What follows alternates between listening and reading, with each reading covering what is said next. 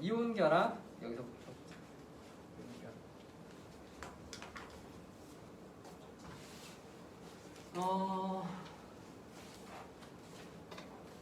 이제 어디서부터 얘기를 해야 되냐면 이온 결합 그러면은 되게 생뚱맞으니까 일단 큰 그림부터 한번 생각을 해보면 화학 결합에서부터 시작을 해요. 화학 결합. 화학 결합이란 무엇이냐 뭐 얘기를 한다면 이제 원자 사이의 결합을 얘기하는 거지. 원자하고 원자 사이에 결합하는 방식을 화학결합이라고 얘기를 강력하게 결합을 하는 거지. 이 화학결합이랑 이제 비교되는 말이 이제 뭐가 있냐면 분자 사이의 힘, 분자 사이의 힘. 선생님 때는 이걸 그냥 분자 간력이라는 표현을 썼다. 근데 이제 뭐 어떤 차이냐면 이런 거지. 예를 들어서 물 분자가 있어. 물 분자가 이렇게 있어. 이게 이제 산소고 이게 수소야, 그렇지? 그러면 이 산소하고 수소하고 결합한 이 결합은 화학 결합을 하고 있는 거야, 얘네들은, 그렇지? 떼기가 상당히 힘들어. 근데 우리가 이제 보통 생각하는 얼음 뭐 이렇게 돼 있는 거 있잖아, 그렇지? 물 분자 이런 애들 사이에 분자 사이에 이렇게 자석처럼 이렇게 끄는 힘이 있거든. 그래서 얘네들이 이렇게 이런 힘이 세면 셀수록 끓는 점이 높아. 그래서 여기 있는 이런 분자 사이의 힘, 이런 분자 간력이 세면 이제 뭐 물 같은 경우는 이제 끓는 점이 비교적 이제 높게 되는데 이런 거는 이제 분자 간력이라고 해. 이 화학 결합에 비해서 이 분자 사이의 힘은 매우 약하지. 이거는 끊으려면 엄청난 에너지를 줘야 되는 거고 이거는 그냥 100도 정도만 줘도 끊을 수가 있는 거야. 그래서 구분을 하는 거지. 그래서 원자 사이에 결합을 하는 방식, 이걸 우리가 이제 화학 결합이라고 하고, 그 화학 결합의 종류에는 우리 책에서 소개하는 게 세 가지가 있게 되겠어. 세 가지가. 그래서 일단 원소가 종류가 일단 두 개로 나눠지지. 주기율표에서 어떻게 나누니? 금속 원소랑 비금속 원소. 왜 그래? 왜 이렇게 쫄았어? 금속 원소랑 비금속 원소로 나눠지잖아. 그러면 원자들 종류가 두 가지 스타일이 있다는 거 아니야? 금속인 애들하고 금속인 애들이 결합하는 방식, 금속인 애들하고 비금속이 결합하는 방식, 비금속인 애들하고 비금속이 결합하는 방식, 이렇게 있을 거야, 그렇지? 이게 금속하고 비금속 원소 차이가 어떤 차이가 있어? 왜 이러지 다들? 자, 비금속은 전자를 엄청 좋아해. 그래서 음이온이 되고 싶어하는 애들. 예를 들어서 플로린이라던가 염소라던가 뭐 이런 애들 있잖아. 그런 친구들이 이제 대표적인 비금속 원소고, 금속인 애들은 어떤 성질이 있어? 반대로 양이온이 되기 쉽다. 그치, 전자를 잃어서 양이온이 되기 쉽게 되는 애들을 얘기를 하는 거지. 그러니까 이 전자에 대한 소유욕이 달라, 기본적으로. 그치?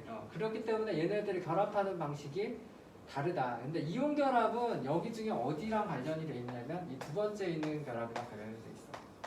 금속이랑 비금속 원소가 결합을 하게 되면 어떤 일이 벌어질까? 여기 있는 금속이 지 전자를 뺏겨, 얘한테. 그치? 뺏기게 되니까 얘는 어떻게 돼? 음이온이 되는 거지.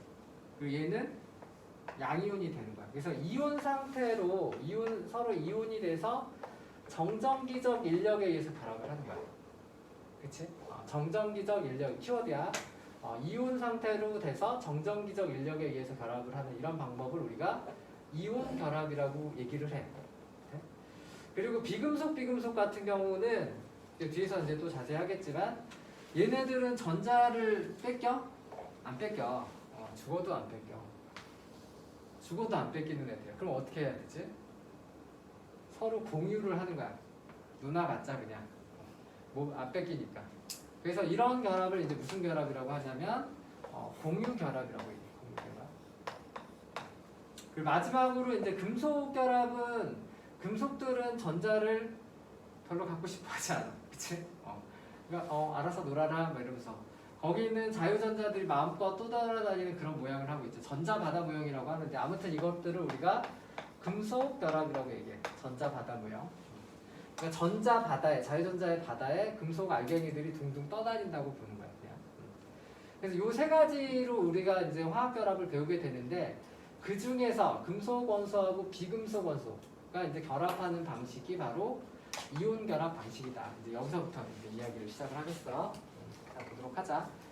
자, 그래서 보면 화학 결합의 전기적 성질에서 이온 결합 시작하기 전에 전기 분해에 대해서 얘기를 하고 있지, 그치? 이거 왜 이런 실험을 처음부터 시작을 했을까? 물은 무슨 물질이지? 물은 어떤 물질이죠?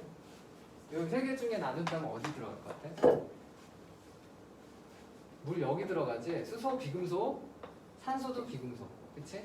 왜냐면 이렇게 수소 이렇게 붙어 있잖아, 그치?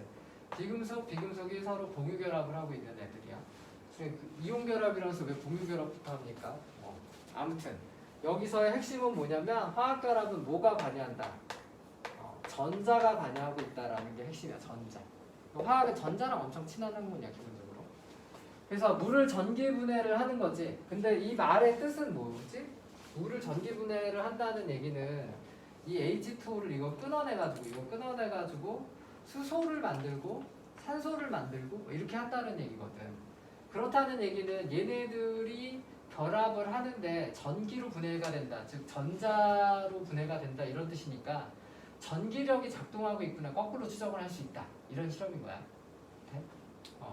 그리고 물 분해하는 실험은 되게 유명하다고 했지. 왜냐면은 물을 뭘로 봤으니까 전통적으로 원소로 봤어. 원소. 더 이상 분해할 수 없는 어떤 물질로 봤었는데 전기 분해를 하면서 물이 더 이상 원소가 아니라 그것보다 더 작은 원소로 이루어진 어떤 순물질이다라는 걸 이걸 보고 확인한 거지. 자, 그래서 물에 전해질을 조금 넣고 전류를 흘러주면, 그치? 산소가 발생하고 다른 쪽에서는 수소가 발생한다. 근데 이거 결론은 좀 잘 알고 있어야 돼.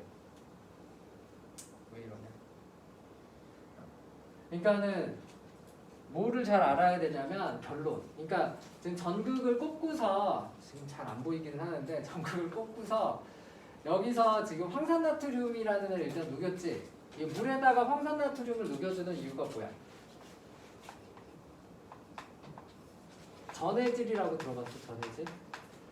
순수한 물에는 전기가 잘 안 통해. 그러니까 전기를 통하게 하려고 이제 이온 결합 물질들을 좀 풀어주는 거지, 그치? 그래서 전기를 잘 통하게 하면 여기 있는 애들이 이제 산소하고 수소가, 그치? 전기력에 의해 가지고 서로 이제 분해가 되는 거지. 그래서 여기 있는 이제 물이 물 분해가 돼가지고 한쪽에는 산소가 그리고 다른 쪽에는 수소가 발생이 된다는 거야.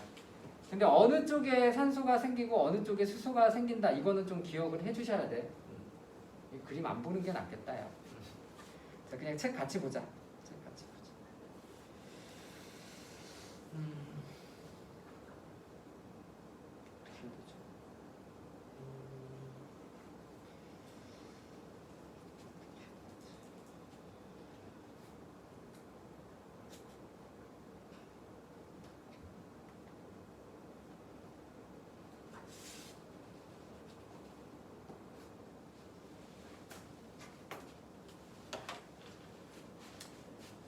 자, 우리가 어디를 보고 있냐면 152페이지 그림 보면 황산나트륨 여기 나오지, 그치?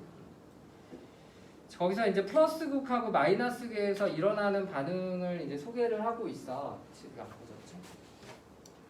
그러면 여기서 이제 물 분자가 이제 플러스극에서는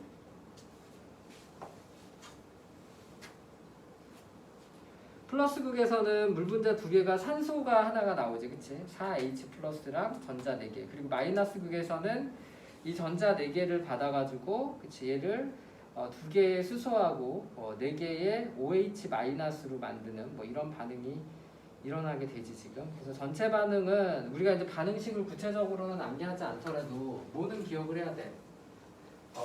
이거는 기억을 해야지.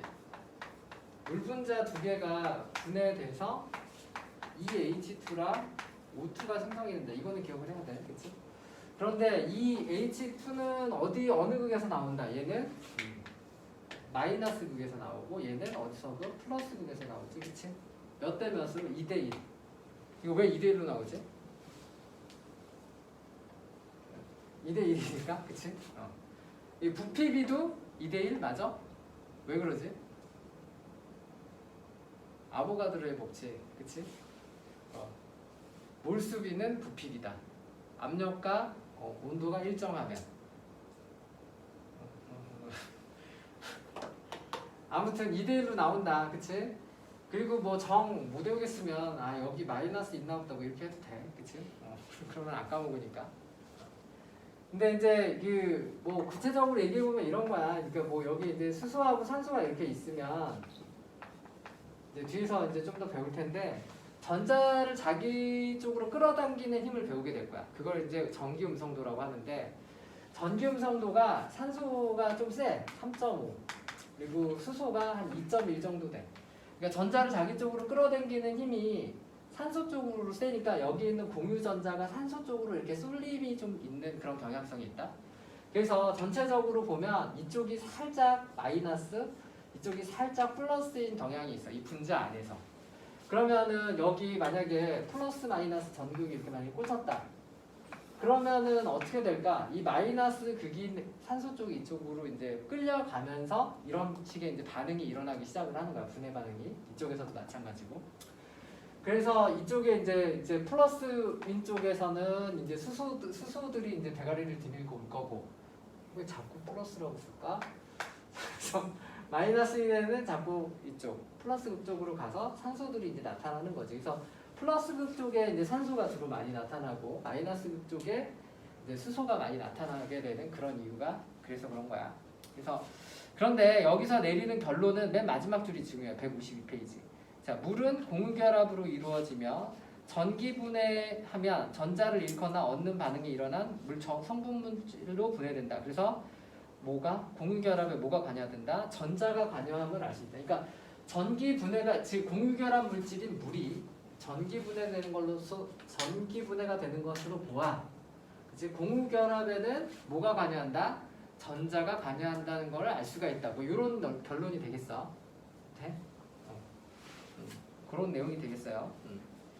그 옆에 보면 이제 라부아즈의 그 아저씨가 실험한 게 있지. 그 물이 더 이상 원소가 아니라는 걸 증명하신 대단하신 분이지. 이 사람은 보면 알겠지만 전기분해를 하지 않았어. 오래님 열분해를 했지. 주철관에다가 이제 뜨거운 물을 부어가지고 냉각수로 이제 식혀서 거기서 보면 이제 산소가 철을 되게 좋아해. 그래가지고 이제 철에 이제 따닥따닥 주철관에 붙으면 결국에는 산소를 잃은 나머지 애들이 뭐가 되겠어? 물이 수소만 남겠지. 그 수소인 애들을 이제 뽑아내는 이런 실험을 하신 거지, 그치? 자, 그런 내용이고요. 넘어갈게. 오른쪽으로 이제 이온 결합의 전기적 성질 해가지고 이온 결합도 이제 똑같은 일을 하고 있지. 염화나트륨 가지고서 용융액을 만드는 거야. 용융액. 소금도 온도를 801도 이상으로 높이면 얘네들이 녹는다는 게 물에 녹는다는 그런 녹는다는 게 아니라 액체 소금이 된다는 뜻이야. 액체 소금이. 그래서 얘네들이 이제 액체 소금이 되면 특징이 있지. 원래 이온 결합을 하는 물질들은 서로 그치? 딱 고체 상태로 결합을 소금 같은 거 생각해봐. 고체 상태로 붙어있기 때문에 이온이긴 하지만 움직임이 없지. 그러니까 전기적으로 움직일 수가 없어. 따라서 전기가 안 통해 원칙적으로. 그렇지만 용융 상태가 되면 너무 뜨겁긴 하지만 액체 상태의 소금은 거기 있는 이온들이 돌아다닐 수 있는 조건이 성립이 돼. 그렇기 때문에 그때부터는 전기가 통하게 된다는 거지. 그래서 거기 보면 LED를 꽂았더니 고체 상태일 때는 불이 안 들어왔지. 보여? 그런데 액체 상태일 때는 불이 들어왔어. 그 얘기는 뜨거워서 들어온 거 아닙니까? 그치? 뭐 그럴 수도 있겠지만 뜨거워서 액체 상태의 이제 소금이 이제 전기를 이제 전달을 해주는 그런 역할을 해주기 때문에 나타난 거다. 그래서 결국에는 이 염화나트륨도 전기로 분해가 된다는 얘기를 하고 있는 거야. 그래서 결국 염화나트륨 NaCl도 분해가 되지, 그치? 이것도 결론을 잘 봐야 돼. 이거는 이제 공유결합 물질을 얘기하는 거고, 그치? 이건 공유결합 물질. 이건 지금 이온결합 물질을 얘기를 하는 건데, 얘네가 이제 분해가 돼서 Na하고 Cl2 이렇게 되지, 이게. 그러니까 나트륨은 어느 극에서 나오겠어? 남자니까 마이너스 극. Cl은 플러스 극에서 나오겠지, 그치? 그래서 플러스 극에 이제 Cl 얘네들이 이온화되면 얘가 이제 플러스가 되고 마이너스가 되잖아. 그러면 플러스인 애들은 1로, 마이너스인 애들은 1로 와서 염소가스가 나타나게 되지. 소금을 전기분해하는 거야. 염소가스 마시면 어떻게 되게? 죽어.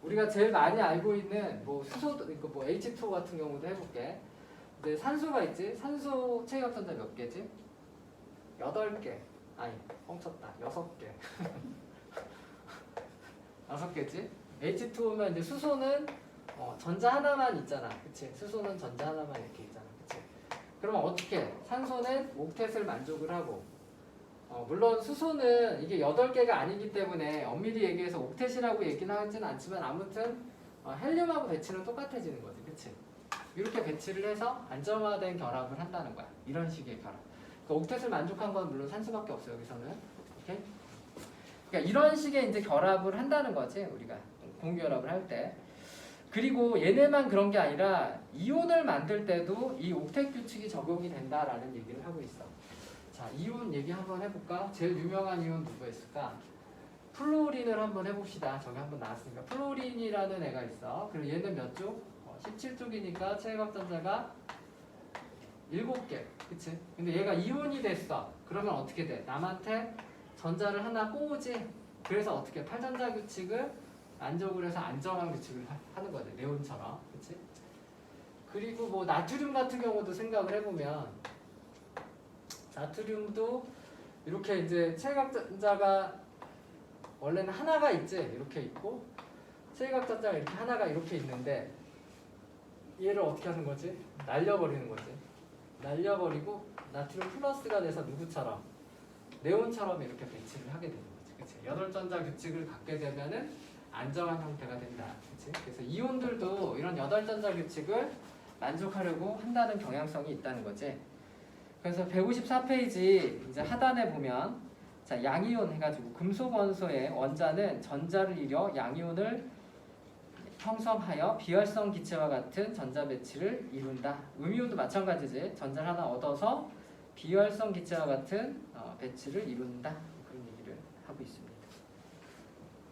자, 그리고 우리는 옆에 있는 개념 확인 문제 같이 풀어보자. 자, 시작.